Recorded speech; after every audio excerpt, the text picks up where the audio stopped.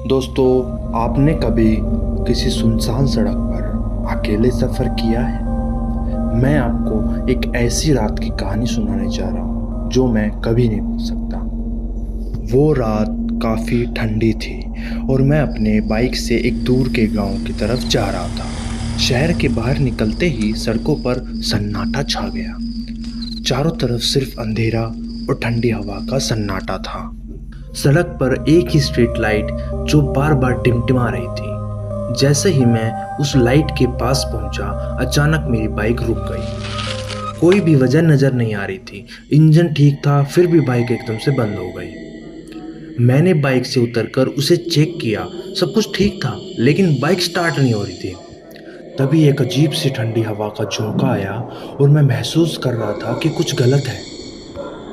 अचानक मुझे सड़क के दूसरी तरफ कुछ हलचल दिखाई दी। एक धुंधली परछाई, जैसे कोई दूर से आ रहा हो।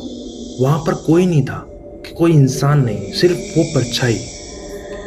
मेरा दिल तेजी से धड़कने लगा। मैंने सोचा शायद मेरा वहम हो रहा है। मैंने फिर से बाइक स्टार्ट करने की कोशिश की, लेकिन वो परछाई मेरे और करीब आने लगी। अब साफ सिर्फ दिख रहा था, वो एक औरत थी। लंबे बाल, सफेद कपड़े और उसके पैर जमीन पर नहीं थे। वो हवा में तैर रही थी। मैं उस समय जैसे जड़ हो गया हूं। बाइक वहीं खड़ी थी और मैं उसे देखकर कांप रहा था। फिर अचानक वो औरत मेरी तरफ देखने लगी। उसकी आंखें बिल्कुल खाली, जैसे उनमें कोई जीवन ही न हो।